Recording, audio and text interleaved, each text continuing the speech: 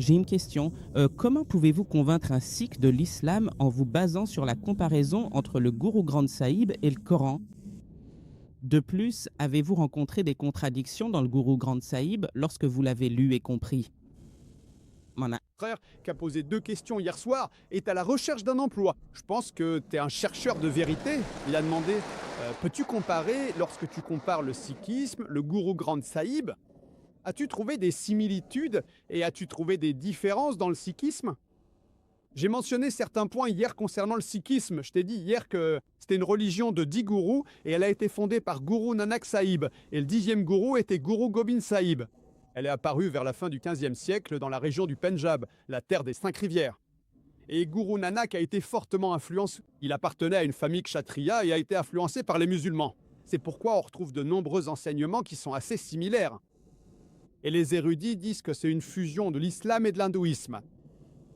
En ce qui concerne les enseignements, le mot sikh vient du mot racine sikhya. Cela signifie un étudiant, un chercheur de vérité. C'est pourquoi je vous ai dit, vous êtes un chercheur de vérité, pas un chercheur d'emploi. Et en arabe, on dit talib. Non, talib signifie un étudiant, une personne qui cherche. En ce qui concerne les 5 cas qu'un sikh doit respecter dans le sikhisme, il doit garder ses keshs, c'est-à-dire les cheveux non coupés. Il doit avoir un kanga, un peigne pour garder ses cheveux propres. Il doit porter un kada, un bracelet en métal. Il doit garder un kirpan, une dalle. Je ne sais pas si vous en avez un. Non? La police de Dubaï ne vous laissera pas en avoir ici. Et le 5e, c'est le kasha, le sous-vêtement long, le caleçon long. Donc ce sont les 5 cas qu'un sikh doit respecter. Si vous me demandez, c'est une similarité. Samarite, même le prophète a dit que, vous savez, nous devons garder une âme. C'est la sunna. À Oman, la plupart des gens portent une dague, comme les sikhs. C'est la sunna. Le prophète disait d'être toujours prêt à se défendre avec une arme. Donc ça correspond. Ce n'est pas obligatoire, c'est la sunna. Dans le sikhisme, c'est une obligation. Voilà la différence. En ce qui concerne les cheveux non coupés, notre religion ne dit pas que vous devez couper ou ne pas couper. Donc il y a beaucoup d'enseignements qui sont similaires, certains sont différents, certains sont optionnels. Pour autant que je sache, hier, concernant le concept fondamental de Dieu, je pense que c'est presque similaire. Le concept de Dieu dans le sikhisme et le concept de Dieu dans l'islam sont presque similaires. Et comme je vous l'ai dit hier, le premier verset du Guru Granth Sahib Adi Grande, c'est-à-dire le Japuji, premier volume, premier verset, dit que Dieu est vrai. Il est le créateur, non engendré, libre de toute peur et de tout besoin, grand, compatissant. Ceci est similaire au concept de Dieu dans l'islam, dans la sourate Al-Ikhlas. Et le sikhisme est une religion monothéiste qui croit en un seul Dieu. Elle est opposée à l'avatarwada. Elle ne croit pas à l'adoration des idoles. Et sous sa forme non manifestée, le Dieu Tout-Puissant est appelé Ekomkara, et sous sa forme manifestée, Omkara. Et il y a plusieurs attributs, ce que j'ai mentionné hier concernant les similarités. De nombreux attributs donnés au Dieu Tout-Puissant dans le Guru Granth Sahib et dans le sikhisme sont les mêmes que dans l'islam. Le Dieu Tout-Puissant est appelé Akal, c'est-à-dire l'Éternel. Il est appelé Sahib, c'est-à-dire le Seigneur. Il est appelé Kartar, c'est-à-dire le Créateur. Il est appelé Parvardikar, c'est-à-dire le Protecteur. Il est appelé Rahim, le Miséricordieux. Il est appelé Karim, le Bienfaiteur. Il est aussi appelé Waheguru, l'unique vrai Dieu. Alors qu'est-ce qu'on constate? En ce qui concerne le sikhisme, comme je l'ai mentionné, c'est une fusion, comme le disent les érudits, de l'hindouisme et de l'islam. Il y a de nombreux points similaires. Ce qui n'est pas présent, c'est parce que c'est une religion qui est apparue après le prophète Mohammed. Que la paix soit sur lui. C'est l'une des religions récentes. Très peu de religions sont apparues après lui, le prophète Mohammed, que la paix soit sur lui. Donc, par conséquent, il n'est pas fait mention de la prophétie concernant le prophète Mohammed, que la paix soit sur lui. Tous les autres textes religieux que vous trouvez, le judaïsme, le christianisme, l'hindouisme, le bouddhisme, ils parlent de la venue du dernier et ultime messager, le prophète Mohammed. Or, le sikhisme, parce que c'est une religion récente, est apparu après la mort du prophète Mohammed. Je n'ai trouvé aucune mention concernant le prophète Mohammed. En ce qui concerne l'islam, il y a 2 points fondamentaux à retenir. Après avoir cru qu'il n'y a qu'un seul Dieu qui mérite l'adoration et l'obéissance, il faut également croire au dernier et ultime messager, le prophète Mohammed. Bien que Guru Nanak ait respecté Mohammed, il l'a même loué. Mais je connais aucune écriture où il l'est mentionné comme un messager. Donc c'est un point que je trouve qui est présent dans les autres écritures des autres religions. où il est clairement mentionné, en plus de croire en un seul Dieu, en plus de croire au Tawhid, la venue du dernier et ultime messager, le prophète Mohammed, paix soit sur lui, ce qui n'est pas mentionné dans les écritures sikhs. Et la pratique du sikhisme s'est écartée et a pris une mauvaise direction, comme je l'ai dit, puisqu'il vénère le gourou Granth Sahib, la digramme, ce qui n'a pas été ordonné par Guru Nanak. Ni le fait d'adorer le feu n'a été ordonné. Donc, ce que nous constatons, c'est que tout cela est une interpolation qui s'est introduite. Et beaucoup de pratiques de l'hindouisme se sont glissées dans le sikhisme. Et c'est ainsi qu'on se retrouve avec une religion différente. Mais ce que nous disons, c'est que le Coran est le Furqan, le critère pour distinguer le bien du mal. Tout ce qui correspond au Coran, nous disons que nous n'avons aucune objection à l'accepter comme parole de Dieu. Ce qui contredit, nous disons que c'est faux. Ce qui ne correspond pas et ne contredit pas, nous disons que c'est peut-être vrai, peut-être faux. J'espère que cela répond à la question. Oui, je m'appelle Raoul. Je suis ingénieur en télécommunications et je travaille à Dubaï depuis 2002. Je voudrais poser quelques questions. Étant donné mon parcours, je pense que la religion est quelque chose qui, si on la suit, nous protège des problèmes dans la vie. Ma première question est la suivante. J'ai récemment lu un rapport rédigé par un médecin affirmant que, à cause des mariages entre cousins germains dans l'islam, cela conduit à une probabilité plus élevée que les fœtus naissent avec des handicaps. Ça augmente la probabilité que des bébés naissent sans main ou sans jambes.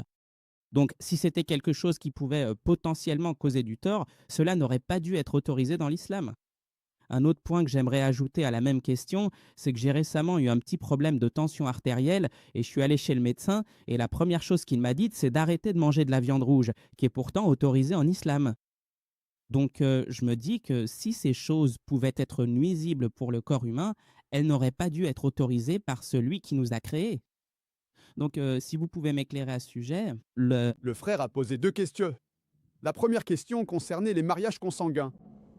Les mariages consanguins signifient le mariage entre proches parents. En anglais, on appelle cela des mariages consanguins. Et dans les mariages consanguins, la science médicale nous dit aujourd'hui qu'il y a de fortes chances de problèmes génétiques. Et je suis d'accord avec le frère. Alors pourquoi l'islam le permet-il? C'est clairement mentionné dans le Coran, dans la sourate An-Nisa, chapitre 4, versets 22 à 24. Les femmes que vous pouvez épouser et celles que vous ne pouvez pas épouser y sont mentionnées. Parmi elles, il est clairement indiqué que vous ne pouvez pas épouser votre sœur. Et la femme ne peut pas épouser le frère. C'est mentionné. Ni le père, ni la mère. Les femmes ne peuvent pas épouser le frère de leur père. Et tu ne peux pas épouser la sœur de ton père. Ça signifie que les proches parents importants sont mentionnés dans le Coran. Frères et sœurs ne peuvent pas se marier. Fils et mère, père et fille. L'oncle paternel et l'oncle maternel ne peuvent pas se marier. Mais en ce qui concerne les cousins germains, l'islam l'autorise. En ce qui concerne les mariages consanguins, le problème majeur survient lorsqu'on épouse son frère et sa sœur de sang direct. Mariage consangual, même si vous épousez votre père, votre fille, votre mère ou votre fils, ou votre oncle, les chances existent aussi si vous épousez votre cousin germain, mais elles sont négligeables, très négligeables. Donc l'islam, le rapport disait autre chose. Il lie ce problème au mariage entre cousins, pas entre frères et sœurs. Laissez-moi. Paru aussi dans Gulf News. Laisse-moi finir, je suis médecin.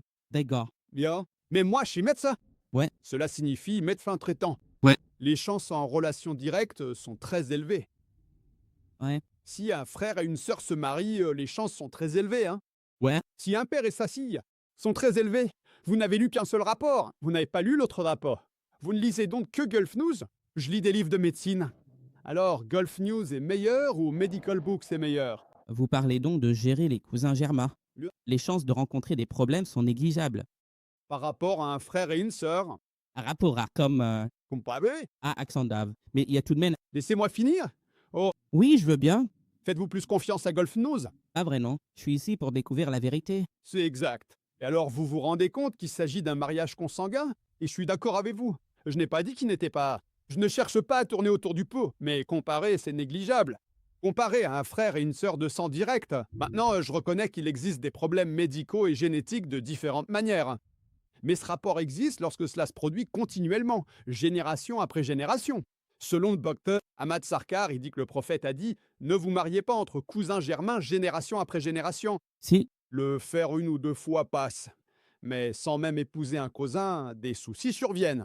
Oui, c'est ça. Ça ne veut pas juste dire qu'il faut plus se marier. Donc 1 à 10, puis Dire évitez ça sur des générations. oui, mais sinon, en général, il n'y a pas de problème. D'accord. Ça va? Alors, venons-en à ta deuxième question. T'es allé chez le médecin et t'as dit que t'avais de l'hypertension. Oui. Le médecin a dit tu manges de la viande rouge. Oui. Pourquoi l'islam autorise la viande rouge? Ouais. Tu sais, mon ami est allé chez le médecin et le médecin lui a dit t'as du diabète, ne prends pas de sucre. Frère, pourquoi prends-tu du sucre? D'accord. Pourquoi ne prends pas de sucre? Mon ami est allé chez le médecin. Pas de sucre? T'as du sucre? Oui. Va courir. Pourquoi du sucre? Arrêtez tout. Oui, on peut vivre de légumes. C'est possible. Vous vivez sans sucre? Peut-on vivre sans sucre? Même les végétariens consomment du sucre, mon frère. Ouais. Êtes-vous instruit? Ouais. Machallah. Le problème, c'est que cette personne avait un problème de pancréas. Dans le pancréas, il y a les îlots de Langerhans qui décomposent le sucre. Parce que mon ami avait un problème au pancréas, il ne pouvait pas décomposer le sucre. Donc les médecins disent de ne pas consommer de sucre. N'est-ce pas? Toi, tu as un problème avec la viande rouge, tu ne devrais pas en manger, mais les autres peuvent en manger. Le Coran dit, de façon générale, mangez ce qui est halal et taïb pour vous. Il y a un verset dans le Coran, mangez ce qui est halal et taïb pour vous. Pour une personne atteinte de diabète, le sucre n'est pas taïble. Donc, selon le Coran, une personne diabétique devrait consommer moins de sucre. C'est une déclaration générale. Mangez ce qui est halal et taïb pour vous. Cela signifie que ce qui est bon pour les autres peut ne pas l'être pour vous. Mais il y a certaines choses qui sont mauvaises pour tout le monde. Alcool. L'alcool est mauvais pour tout le monde. C'est interdit à tous. Le porc est mauvais pour tout le monde. Par conséquent, la consommation de porc est interdite à tous. Le fait que vous sachiez que certains aliments vous posent problème en raison de votre métabolisme ne signifie pas que tout le monde devrait s'en abstenir. J'espère que cela répond à la question, bien sûr. D'accord. Ma prochaine question est la suivante. L'islam autorise le mariage, c'est-à-dire qu'un mari peut épouser plus d'une femme, jusqu'à 4 femmes. Est-il obligatoire d'obtenir la permission de la première épouse avant d'en épouser une deuxième? Parce que beaucoup de filles musulmanes m'ont dit qu'il fallait demander la permission de la première épouse. Comme ça, nos intérêts sont pris en compte. J'espère que vous n'avez pas l'intention de devenir musulman pour épouser plusieurs femmes, Non, ce n'est pas mon intention. parce qu'il y a une nouvelle loi du gouvernement indien. Si un hindou se convertit à l'islam et épouse plus d'une femme, alors il y a un problème.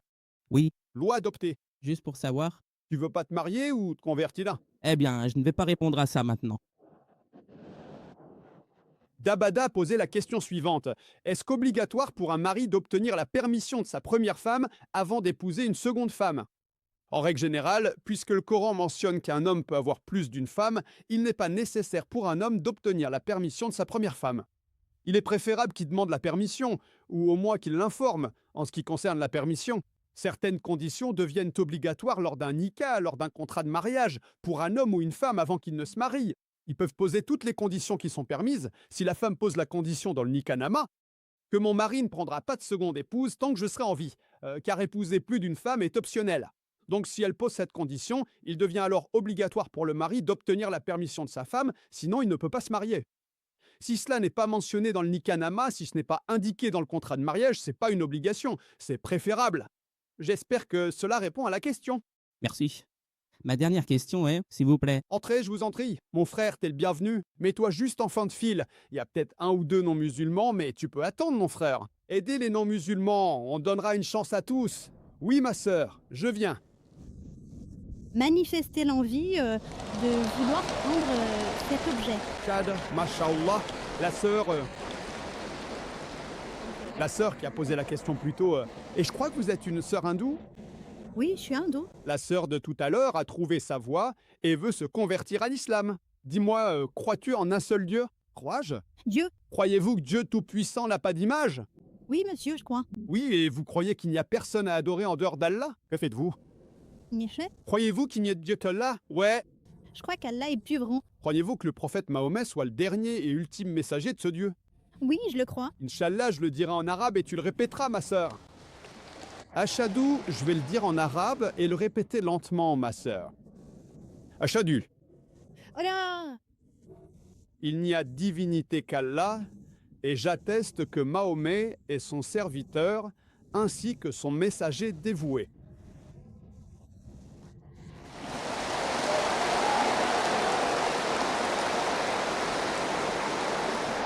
Ma sœur, je vais simplement donner la traduction. Je mentionnerai simplement la traduction, ma sœur. Quoi? Il suffit de répéter la traduction, ce sera beaucoup plus facile. Jean Tenwen. Qu'il n'y a absolument aucune divinité en dehors d'Allah et que notre noble prophète Mohammed est véritablement le messager ainsi que le serviteur dévoué du Dieu Tout-Puissant. Mashallah, ma chère sœur, soyez la bienvenue, car vous êtes désormais officiellement musulmane. Qu'Allah vous récompense et qu'il vous accorde le paradis. Et ma sœur, comme je l'ai mentionné plus tôt, si vous avez la moindre question ou interrogation, n'hésitez surtout pas. Vous pouvez contacter les organisations locales ici. Contactez par email notre organisation islamatirf.net. Notre section féminine répondra à vos interrogations. Ma sœur, apprenez l'islam petit à petit. L'essentiel est la foi. La pratique viendra avec le temps. Tout ce que vous apprenez, vous pouvez poser des questions, continuer à suivre, et petit à petit, Inch'Allah, Inch'Allah, vous pourrez suivre toutes les pratiques de l'islam. Merci beaucoup, ma sœur. Monsieur, existe-t-il une organisation qui peut m'apprendre comment prier, comment faire toutes ces choses? Je suis sûr qu'il y a une organisation, Darul Bir, l'organisation que je connais à Dubaï, Dar al-Bir. Je suis certain qu'il y a des organisations pour femmes. Et je pense qu'il y a la sœur Yasmine, qui est l'épouse de mon ami, le frère Najmuddin. Sûrement, la sœur Yasmine sera quelque part dans la section féminine. Ils ont une organisation pour les femmes. Vous pouvez contacter la bénévole. Et Inch'Allah, ils vous aideront à apprendre comment prier, comment accomplir la salate et les autres aspects de l'islam. Merci, ma sœur. Oui? Bonsoir à tous. Je m'appelle Amita. Je travaille à l'ambassade d'Inde. J'ai beaucoup de questions à poser, mais pour le moment, je vais en poser quelques-unes seulement. Alors, pourquoi n'y a-t-il pas de système de caste en islam? Oui, ma sœur. D'accord, ma deuxième question. Ma sœur, commence par la première question, puis pose la suivante. D'accord, très bien. Donnez-moi la réponse. Ma sœur, pose-toi la question. Pourquoi n'y a-t-il pas de système de caste en islam?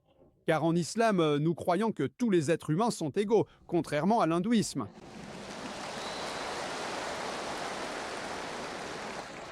Le Coran dit dans la sourate Al-Hujurat, chapitre 49, verset 13, « Ô humanité, nous vous avons créé d'un seul couple, un homme et une femme, et nous vous avons répartis en nations et en tribus.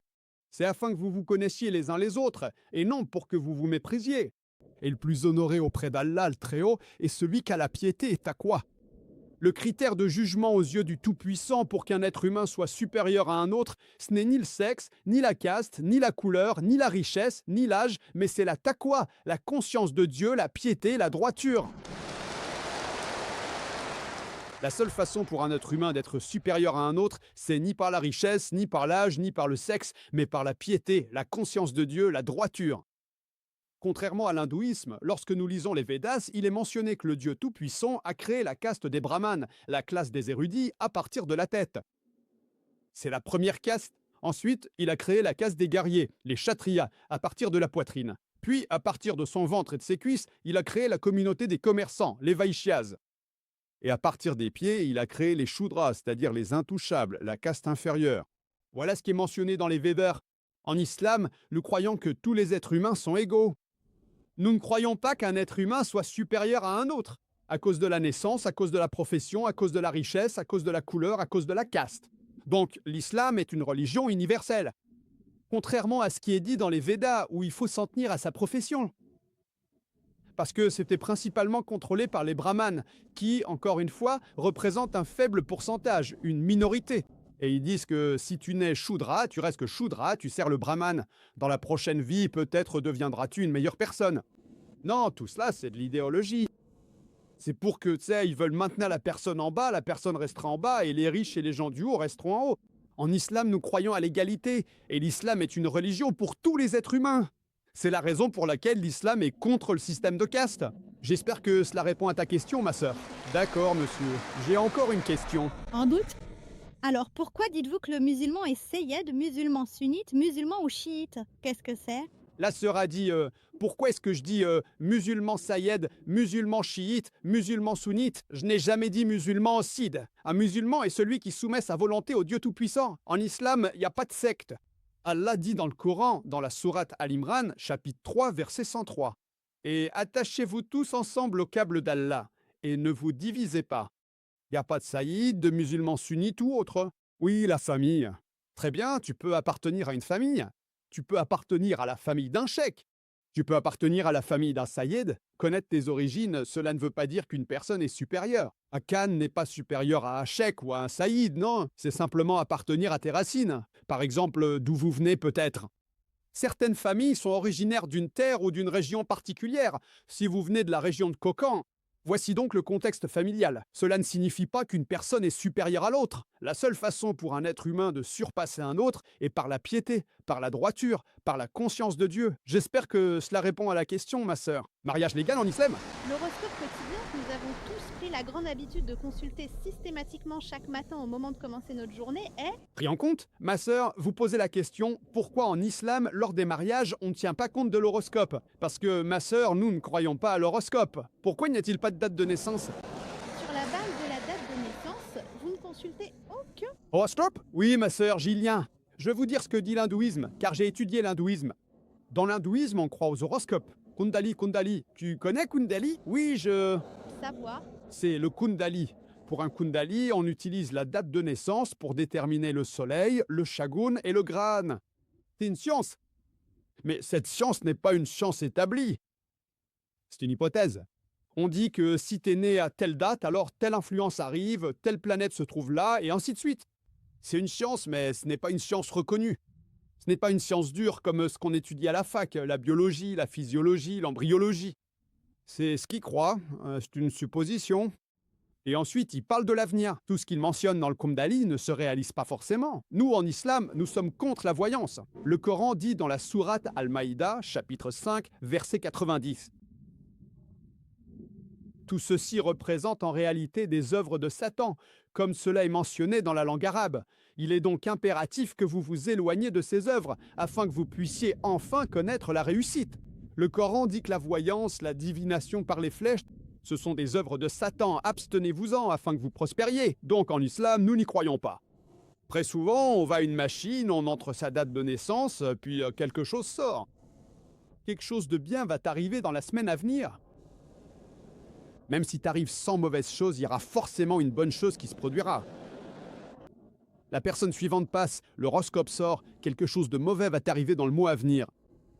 Ce sont donc des affirmations qui sont tellement ambiguës. Et tout ça, vous savez, le perroquet qui va tirer un papier, un perroquet qui tire un petit papier, vous découvrez votre Kundali, ou ce que sera votre avenir. Donc en islam, nous ne croyons pas qu'un perroquet puisse tirer un papier et vous dire quel sera votre avenir, ni en lisant la paume de la main, ni en regardant les étoiles. L'islam est contre ça. Et très souvent, on se fait avoir à croire que c'est vrai. Et il y a eu une étude qui a été faite où un psychologue enseignait à une classe de 100 étudiants. Et après une semaine, il a dit « Maintenant j'ai compris votre parcours, je vais écrire sur chaque personne, sur son passé et tout le reste. Mais n'ouvrez pas le papier avant que je ne vous le dise. » Il a écrit à chacun des 100 étudiants des détails sur leur passé. Puis il a dit « Bon, maintenant ouvrez les papiers et donnez-moi une note. » À quel point suis-je précis? Croyez-moi, plus de 95% des étudiants ont dit que le professeur était précis à plus de 90%. Le secret, c'est que le professeur avait écrit la même chose pour tout le monde. Ce sont des affirmations tellement ambiguës. Ce qu'il faut comprendre, c'est que l'islam est contre la voyance, contre le fait de vouloir connaître l'avenir. C'est pour cela qu'il n'y a pas besoin de Kundalini. Si la Kundalini existait vraiment, on verrait pourtant que tant de mariages échouent dans l'hindouisme. Pourquoi? Ce que nous croyons, c'est que nous devons choisir notre partenaire de vie. Le prophète Mohammed, PSLA, a dit, selon un hadith authentique, qu'on choisit son conjoint selon 4 critères. La beauté, la richesse, la noblesse et la vertu. La meilleure, c'est la vertu. Le meilleur choix pour un partenaire de vie, c'est un partenaire vertueux, pas le Kundalini. Que l'on soit né en octobre ou en septembre, cela ne fait aucune différence. C'est la vertu qui doit correspondre. C'est pour cette raison qu'une femme en islam, ma sœur, est appelée Mohasana. Mohasana en arabe signifie une forteresse contre le diable. Dans d'autres religions, y compris l'hindouisme, la femme est considérée comme un instrument du diable. Dans le Coran, la femme est appelée Mohsana. En arabe, cela signifie une forteresse contre le diable. Épouser une femme vertueuse, Inch'Allah, préservera son mari de l'égarement. J'espère avoir répondu à ta question, ma sœur. Est-ce que vous pourriez maintenant nous poser la 3e question de cette série, s'il vous plaît? Ma sœur, laissons une chance aux autres. Quand ce sera ton tour, tu pourras répondre. Pas de problème, tu peux donc rester là. Priorité aux autres non-musulmans. Laissons-les s'exprimer. S'ils viennent, laisse-leur la place. Tu passeras après. On va donner à tous une chance égale. D'accord. Assalamu alaikum. Good day to all my brothers and sisters. I hope you all be doing good in your life. Okay, in this specific Q&A session, a Sikh guy asked a question to Dr. Zakir that what are the altercations between Sikhism and Islam? Are there altercations, contradictions merely, or similarities as well? He placed the question in the front of Dr. Zakir. Dr. Zakir replied to the answer that Sikhism is a religion which is founded by 10 gurus of Guru Nanak Sahib. Guru Nanak Sahib was a person who was quite inspired by Islamic teachings and Islamic practices. Sikh, the word, has been derived from the word Sisiya, which means a student in English, and a talib in Arabic. Talib means a student, a seeker of knowledge, right? And Sikhism is a religion which is based on the 5Ks. We talk about different things like theories and, different concepts. Like in communication, there are 7 C's of communication. And in management sciences, we usually study. In the same fashion, there are 5 Ks of Sikhism. We talk about Kisha, Kanga. Kisha means uncut hair. Kanga means the comb. Kada means the bracelet. Kirpan means a dagger, a sort of a knife which Sikh used to hold with themselves under their clothes. And the final is Kachara. Kachara means underwear. So these are the 5 Ks must complementary for a Sikhism teaching practice. Well, what are the similarities between Sikhism and Islamic teachings? Although there are many similarities between the Sikhism and Islamic teachings, one of the similarity, as per the Sunnah is a sort of a deed which was exercised by Prophet Muhammad, peace be upon him, that's known as a Sunnah. And as per Sunnah, keeping the arm, which is on a rami, is a Sunnah. And the Sikh also carry a dagger, a sort of a knife under their cloth. So this is a similarity in between. Well, as far as there was a discussion about the uncut hair. Some of the Islamic scholars says that the uncut hair is permissible in Islam, is a Sunnah, and some has some contradictions about it. And some Islamic scholars says you have to cut your hair. So that's a gray area. But we can't say that that's the thing which need to be agreed or disagreed with the main gist, but that's a gray area. Some scholars agree, some disagree, while some say it's optional, you keep it, doesn't make a difference. Some say it's a part of the Sunnah. So, well, you can also relate with the similarity because Sikh also keep their hair long, right? Not long, but they doesn't cut it. They make a rounds of it. And the other similarity is the monotheistic believing. The monotheistic believing, as per Islam, you have to believe in one Almighty, one Creator, one Lord, one God. And in the Sikhism, there is also the Vaheguru. Vaheguru means one true God. You have heard the name of Vaheguru. Most of the Sikhs are sounding this name, Vaheguru. Vaheguru means one true God. It means that there is no God, there is only one God, and most of the Sikhs say Vaheguru. Beside this particular word, they say Pavardigar. They also say Rahim. They also say Kareem. They also say Omkara, Sahib. So these are the different words of the Sikh teachings to call their Lord. And monotheism is one of the concepts which is also related to the concept which is given in the Surah Al-Ikhlas. It means that there is no God but Almighty. He's not a begotten son. He's not a father, biological father of anybody else. And he is matchless. So this is a basic, not exact translation about Surah Ikhlas, but the basic monotheistic concept is related to Surah Ikhlas. So these are the similarities as per Dr. Zakir Naik in his talk said to the guy. Jazakallah.